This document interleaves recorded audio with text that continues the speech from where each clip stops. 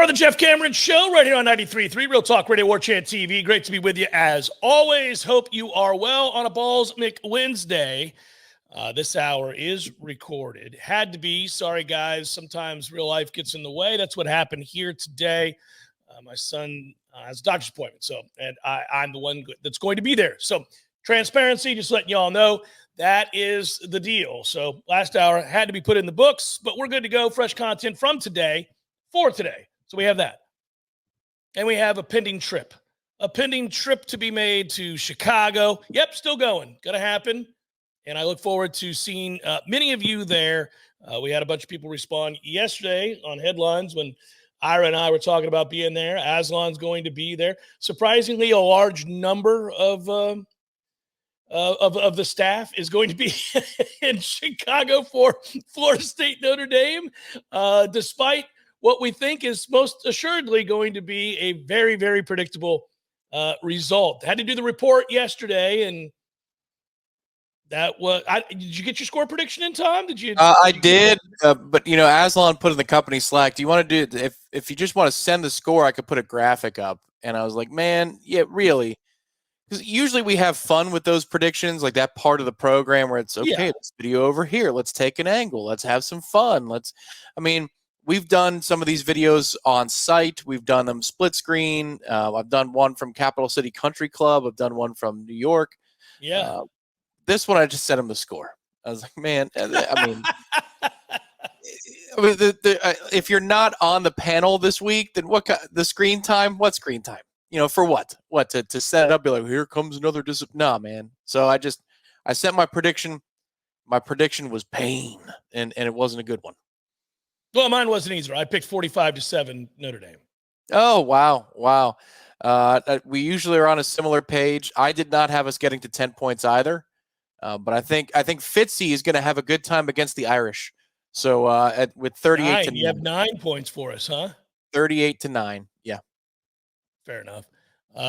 Yeah. Well, at this point, it's just an exercise in futility to throw around lopsided scores based on the spread, based on the totals, and you just go from there.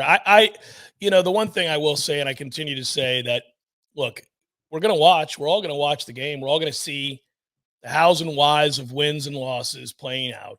We're going to have feelings about that. We're going to have discussions about that, even though most of it feels like most assuredly a foregone conclusion. And I get that. I don't really know, and I guess I've asked the audience this, and so I'll ask you this.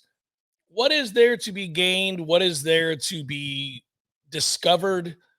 What is it that you are hoping to see? I think all of us to answer that question would say something with the two quarterbacks. I think both of us would say something with these two quarterbacks that would make you feel better about the promise of next year, because that's all anybody's looking towards is the future. That's all anybody's looking towards now is what kind of changes are there, lying in wait for this staff, which, again, we may find out that some of those answers, or at least which members are no longer going to be amongst this staff. We may get an answer after this game. There could be somebody let go in season. We are at that place in the season. It would make sense. You have a bye week. You are trying to perhaps signal to recruits that things are going to be different without question. And that, oh, by the way, not only are they going to be different, we can tell you that this coach and this coach and this coach are not going to be here. And I think at that point, maybe the whispers begin to get out, Tom, that this is who he's looking at. These are the players that these are the coaches that perhaps he's looking at. There are some names out there that I think, would elicit some positive vibes and some excitement, both from a recruiting standpoint and from a scheme standpoint, from a historic standpoint. Like, what has this guy done at other stops? Is that something that you think applied here could help be a salve immediately to the problems we see on either offense or defense? These days, these coaching staffs, they're massive. They're well beyond the people on the field, the personnel you see on the field. You have all of the off-the-field personnel, and many of them are made up of guys that have been, in some cases, head coaches. Like Rick Stockstill's been a head coach. So, he's on this staff for Florida State as an analyst. There's a man who's been a head coach, a successful quarterback, a guy who's drawn up offenses, including the one that lit up Miami a year ago down in Miami while at Middle Tennessee State. Not a great season for them, but obviously scorched earth down there against the Canes. He's had success in the college football world for a very, very long time. He is a guy you could move to an on-field role at the end of the season and have him, instruct and coach up your wide receivers or your running backs or however you wanted to look at it. I mean, hell, he could call the offense. I'm saying you have people on your staff that could carry the freight, carry the load if you were to let some people go. And even in an interim role, meanwhile, you could be doing your due diligence here to get some people ready to go, because as we've pointed out countless times, when this season ends, the new one begins, and it is now. It is right now. You don't have any time to sit back and figure it out. You've got to hit the ground running with how condensed everything is in the world of signing day and NIL and transfer portal, and college football's changed. Yeah, well, back to the part about what do you want to see this weekend. The frustrating thing is the offensive line is so bad that it's hard to get a real read on the quarterbacks. But I would do the number one thing I would do is create as many situations as possible to get a good window into what I have at quarterback, because what next year is going to be about. Next year is going to be, you need to win a lot next year. I'm not saying 10 games, but you need to win a lot next year. And so having the answer about what Luke is capable of in 2025, what Brock is capable of in 2025 is critical. It's a critical answer to go get over the next 3 games. Because if you need to go into the portal, I would want to know that with as much information as possible. The problem is that you're playing whack-a-mole every week with the skill that you have on the roster, or lack thereof. And so it's hard to parse how much is the quarterback's fault, how much is it that, well, that would have been open if the offensive line wasn't terrible or the receivers don't get any separation, but I like the way his head, like, what are they looking at on film? Are they like, I like the way that his head scanned from left to right, but at that point, the pass rush was already in his face, and so I can't get a good read on how Brock is going to handle this downfield progression. Like, that's the frustrating thing, is I don't know how exactly you evaluate what you have against a team like Notre Dame, but you've got to do the best you can to evaluate what you have. And that has nothing to do with the success of a drive, the success of a play. Like, the data mining that you're going to have to do is probably has nothing to do with getting first downs. So that's a big challenge to try and get reliable information about who you got. But what I hope that they get out of this, what Mike gets out of this, is as much information as possible for who he can ride with to win a hell of a lot more games next season. It's the biggest question. I continue to fall back on some real negative feelings about what's possible for Mike and this team next year. And I get very concerned with each passing loss that you are doing irreparable damage to both your reputation and the brand of Florida State. It's not as simple as what you've seen in some other locations where, for example, Pitt's had a better season this year than last, a much better season this year than last. There are many schools where that is a fair observation to say that this coach, hey, look, just look over there. Last year they were 5-7, and this year it looks like they're going to win 9 games, or they went 4-8 and they're going to win 8 this year. Lots of Florida State fans hang their hat on that right now, saying that, see, that's what's possible. But it ignores a lot of the other elements to this disaster that weren't involved in those schools and their shortcomings. At a place like Pitt, or a place like Wake Forest, or a place like, if you're going to cite a smaller school, whether it's, I'll just use this as an example, but like if you say, hey, they're having a much better year at William and Mary than they had last year. Look at this. This guy went from 2 wins to 8 wins.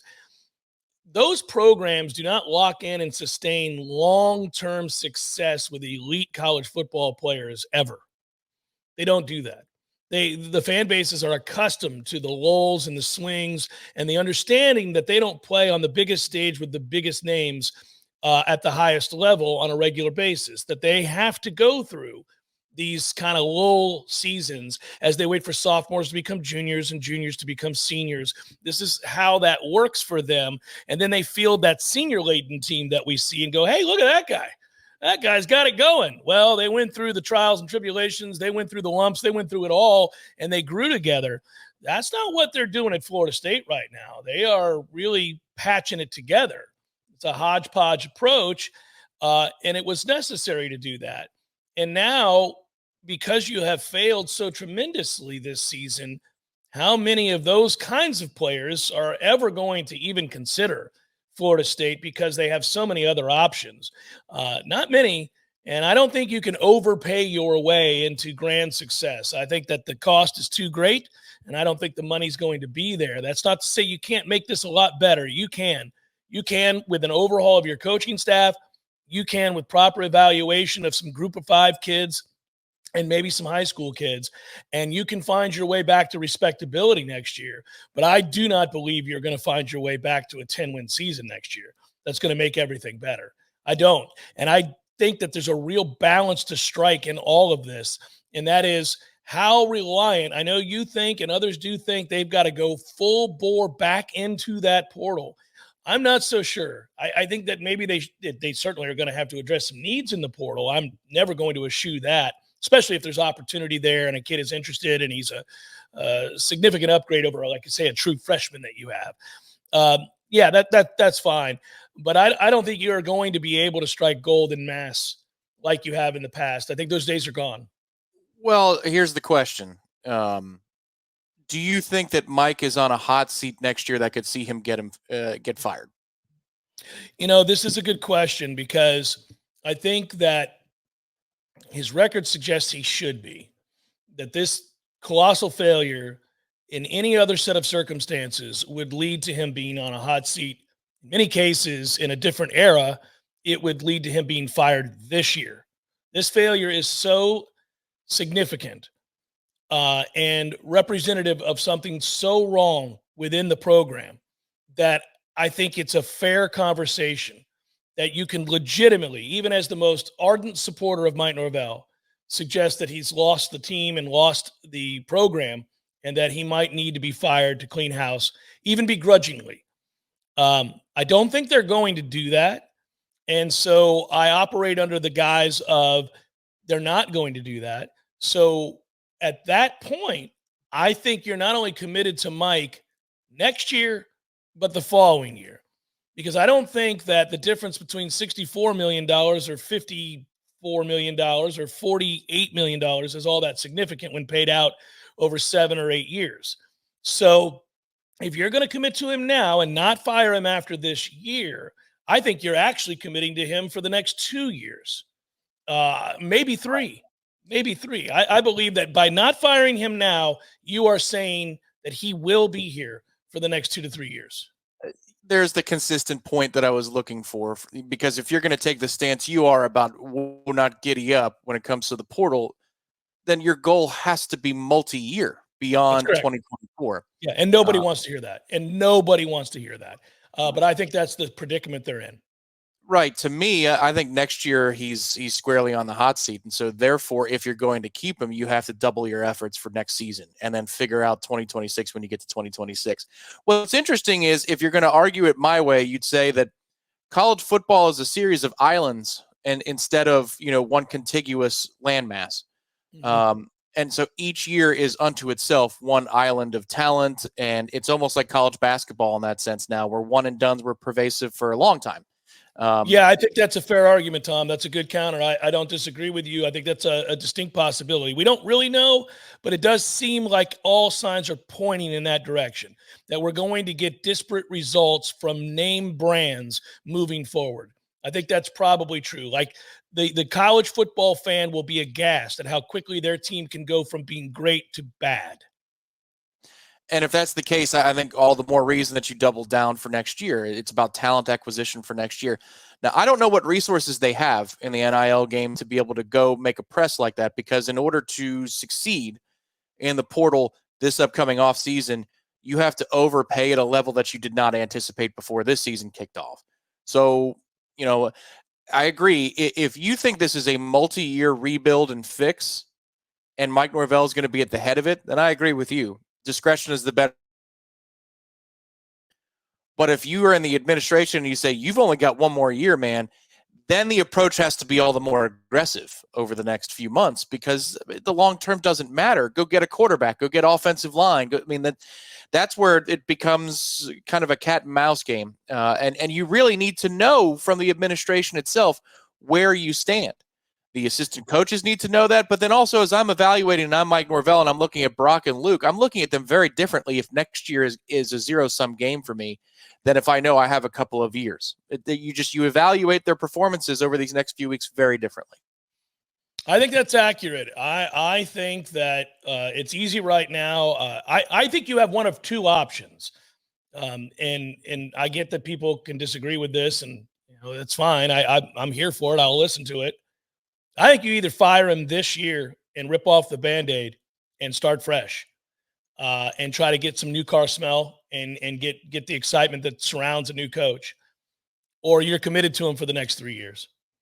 And then the reason I say that is that you cannot get the plus level assistant coaches that you're going to need to bring in here without assurances that their job is safe, and that the head coach is not going to be fired 2 years after they've committed to this process or to turning this around.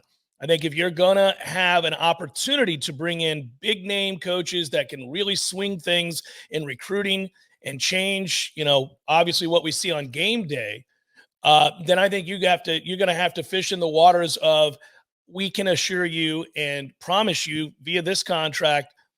Obviously, they're going to sit down and have these conversations with agents and the athletic director that nothing hasty is going to be done with the head coach that you're committing to, or that we're asking you to commit to. Because I think those assistant coaches would take less money to go elsewhere if they thought for a second that Mike Norvell was not going to be here in the immediate future. I think people want the kind of stability that's necessary to build a culture and build long-term success. Who knows what that means in the modern era of college football, though? I do think that we are on shifting sands. And to your point, Tom, you'd have to weigh all of that. Like, what's reality anymore? Does anybody have stability?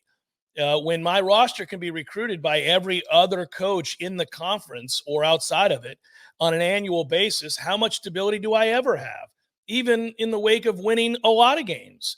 I think now that's the hard part, the tricky part towards the step forward that you're going to choose at coach or with the coach is, there's no guarantees that if I fire this guy and start over, that this new guy is going to have success. And then I'll just be throwing $64 million away and another 64 on the group that I brought in, with no guarantees that any of this works out. Now, the response to that is, well, we know this is a failure. And he's not, if you were in the camp of he's not going to turn this around because he's not an elite recruiter and he doesn't prioritize recruiting, and he never has prioritized recruiting. And if you want evidence of it, they went with 23 wins in 2 years, 19 straight, and he couldn't, field a top 10 class and got lapped by Miami and Florida, who were having suck-ass seasons. Why would you believe he's suddenly going to do it now? Those people exist. And I hear their anger loud and clear, and I understand it.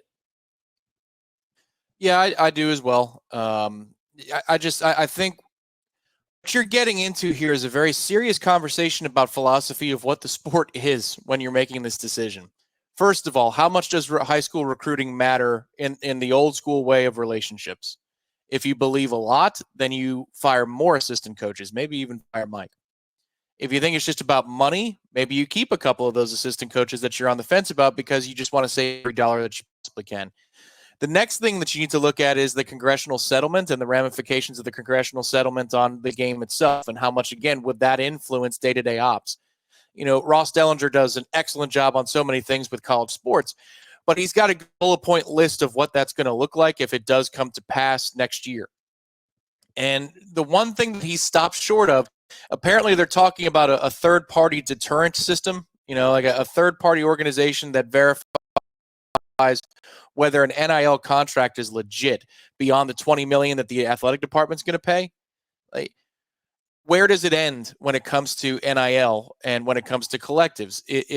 Once this agreement is struck, does NIL still play a factor above and beyond the athletic department's $20 million cap, or do those collectives say, all right, our work here is done, and now it's basically like the NFL where everybody can just, pitch in $20, $21, $22 million a year on their football roster? You need to have an answer for what Florida State is going to do with the congressional settlement, I think, before you make this decision about what you're doing with Mike and with staff. The only place where I would say unequivocally you would need to fire Mike Norvell now is if you believe that locker room is so toxic that they don't trust him anymore, and he won't ever gain it back. That's the only temperature that you need to take if you're going to fire him this year, is that, it's beyond repair. We could bring in 40 new players this year, but nobody trusts him anymore. Like, that would be the way that I would fire him now. Otherwise, I think you probably just use the discretionary income to go bolster your roster rather than make the $64 million decision. Well, and I would add to that, I think you could fire him if you don't think he can get the job done. I think you could say that, maybe he hasn't lost the locker room, but I'm not real sure he's the man for the job, so I'm going to fire him. Well, see, I think that's tied together, because in this age, I'm leaning towards the financial resources is the path back for even coaches that might not be 10 years ago considered to be what you're talking about. Like, I can cover that up with money. Look at what Miami's doing with Mario. He's a good recruiter, yes, but we're going to bring in such good players with the money that we have that his game day failures are going to be mitigated by the talent, and so you could say, all right, Mike's not the greatest high school recruiter. I'm going to bring in some better assistant coaches for that. But then we're also going to throw a lot of money at this issue. So I don't really see why we got to pay this guy to not work, bring in somebody else when the problem is going to be the same. I just need to commit dollars to rosters. I need to commit dollars to the infrastructure to make that work. Well, they're stuck, though, because I think this staff has proven beyond a shadow of a doubt they're not good at recruiting. And so you have to get rid of them. And right now, Tom, I think you would agree with me, we're not seeing great development. So I would suggest that if you can't recruit and you're not developing players, in fact, some players are regressing across the board, then you're going to have to fire those coaches as well as spend money on the roster. I think they're betwixt and between here, or all in. I think they got to do both. And that's where I say I'm not real sure where that money's coming from. I'm not real sure that you have what is necessary to remedy this quickly. Hence, I go back to the original point, which is that I think if you don't fire Mike now, you're committed to him for the next 3 years. Yeah, that's the rebuild. I hear you, and I agree. We totally agree on this. That for assistant coaches, for coordinators, it's usually a pie chart, and it's, are you a recruiter or are you a developer? And we help mask the other deficiency by hirings around you so that, strengths and weaknesses get counterbalanced. This staff doesn't do either. Like, they're not developing. They're not currently. Yeah. No, the thing that you could hang your hat on previous to this season was, well, they're badasses in the portal. Good Lord. They not only do they bring in guys with chips on their shoulder, but professional, level players, guys that fit into the culture. They do a great job of tabbing the right kind of kid to come in here. They're very selective in the process. And damn it, if they don't get a lot of yeses out of the portal, which helps bolster what we do. Don't love what they do in high school recruiting, but man, again, maybe this is the modern age with the portal. Like that was the talking point last year. This year, after you whiff in the portal, you've got no leg to stand on. You've got no leg to stand on. And that's where I agree. I agree that the coaching staff is going to have to see sweeping changes underneath Mike. The only way I'd fire Mike right now is if I feel like it's beyond repair within that locker room. If you think that nobody's going to trust him anymore because your freshmen are leaving, for example, and that's not a great sign, then yeah, you might need to make a move. But I don't even know how the hell you start that conversation if you're Michael Alford. Like, who do you go to first? Yeah, the parents of your freshmen. Like who do you talk to get that temperature? This is so overwhelmingly difficult to get a handle on. I think that a lot of people have very succinct shored up opinions about what has to happen, but I think all of us are. I mean, I think fair-minded people are willing to admit that there are so many unknowns in this process. We've never seen anything like it. We've never seen anything like this, and that includes what's happening in college football, but then what's happening with this staff and this head coach. It is it's remarkable. It's not good. It's not good, but it's remarkable. I'll tell you something that is remarkable, and I got to do this right now. We have teamed up, the Jeff Cameron Show has, with Tried and True Consulting. You guys know that. Grassroots Coffee, Social Vegan Vodka, and the Barrel Proof Lounge. This is an event that's going to happen. We've teamed up to basically get together on a food drive and have some fun. Join us on November the 7th, which is now tomorrow. It's come up quickly, from 4 to 7 p.m. at Barrel Proof. That's 1240 Thomasville Road, right there in Midtown, Suite 100. For every 2 items of non-perishable food you bring, or a donation of $10 or more, you'll receive 1 drink ticket. You can only get 2. And out here trying to get hammered, everybody. All food items and dollars raised are going to be donated to the second harvest of the Big Ben and to help feed our neighbors in need.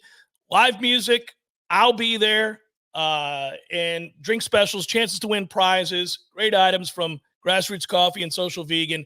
I hope to see you there. It's just a little get-together from 4 to 7. Swing on by.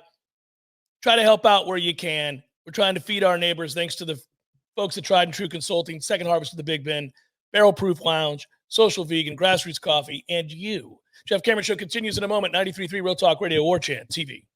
So did you, I know it might have been a distraction. It was a busy night last night after all. There was Maction on. Did you tune in to the rankings? No, actually what I did was I led San Jose State to their first national championship in program history is what I did last night.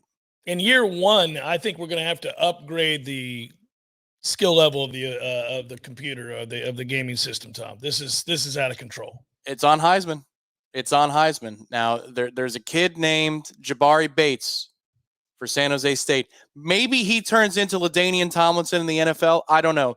But in this world, he is. He's the best player in the history of college football, apparently. He's got 94 speed and 97 acceleration. He's a running back. I put him in the slot. So on every play, I've got to go that at least clears things out, if not isolates in a matchup where I've got a nice foot race to a spot with a quarterback who's got 95 throw power. So for San Jose State to be 76 overall as they are, I still have a nice little jab that I can establish and play a lot of things off of that. So Bernie O'Boyle, coach of San Jose State, is he's a national champion. Hey, really quickly, as far as putting a player specifically in the slot, how do you do it again?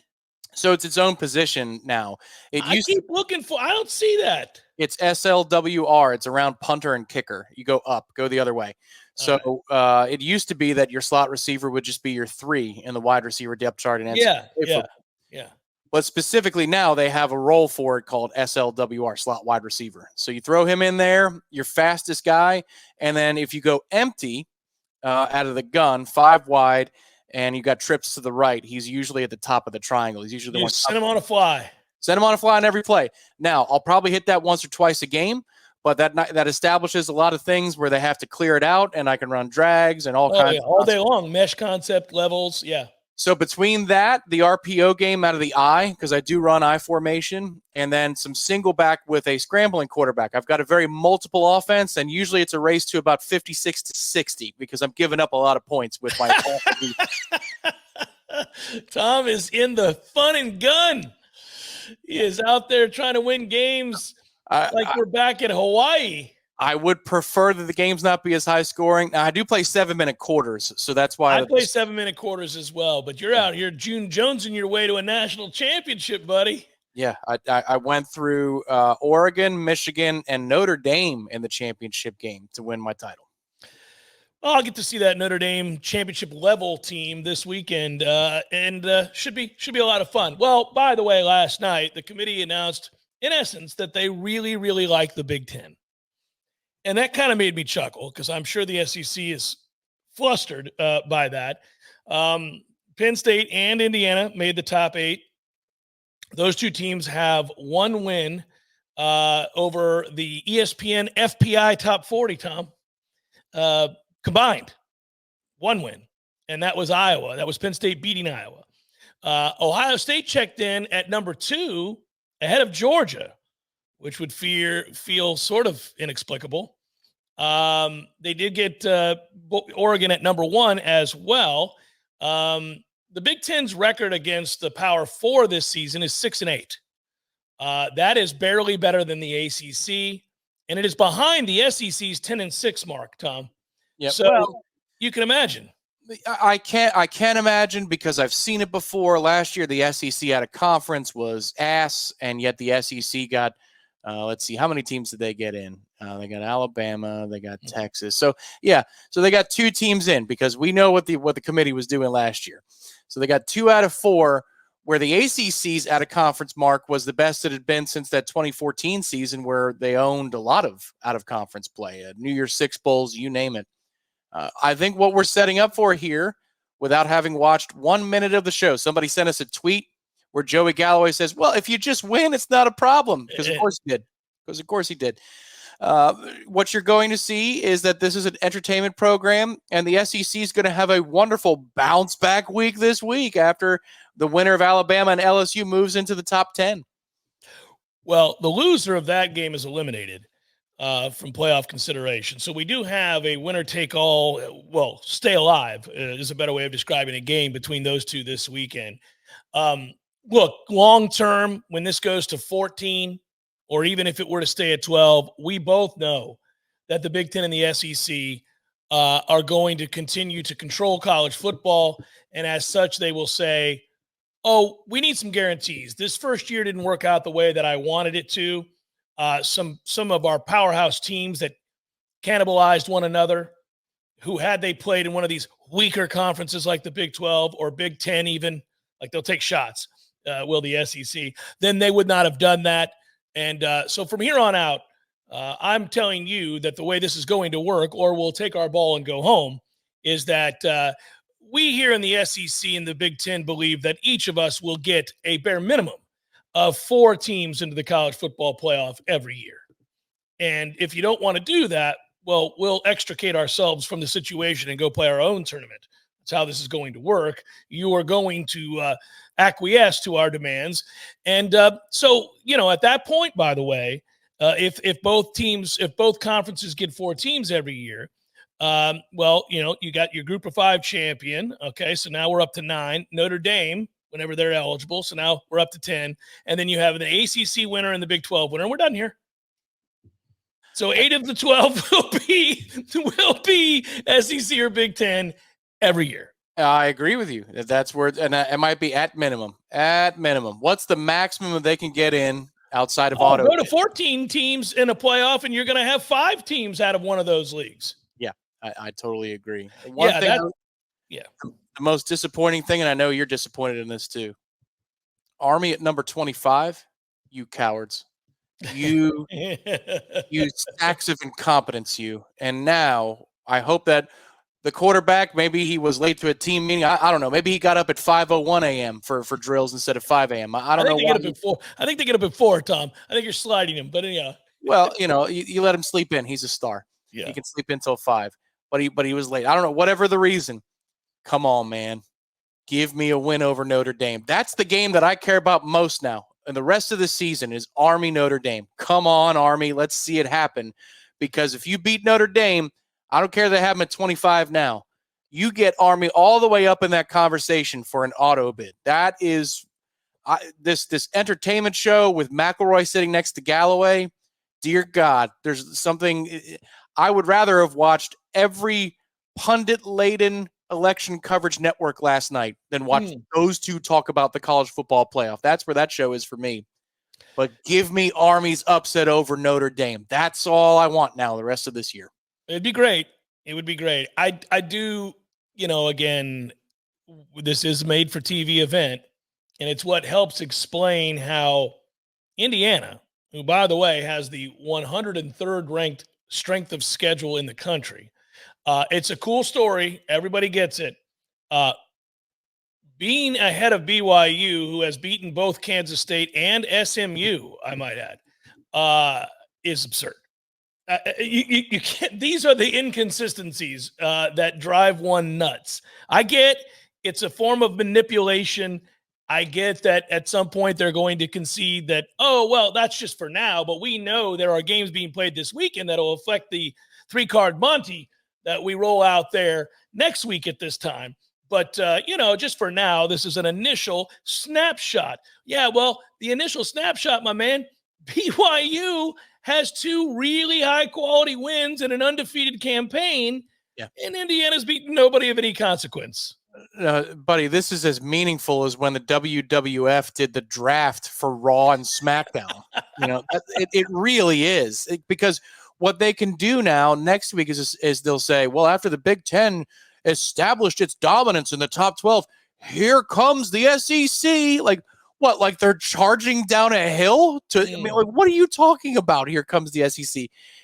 They're going to enjoy this for all it's worth over the next month, because they know that with 12 seats at the table, the ratings for this go up. I mean, shoot, you're seeing ESPN PR, Fox Sports PR talking about their game day shows, their big noon kickoff or their college game day, setting records this year, might be the most watched ever.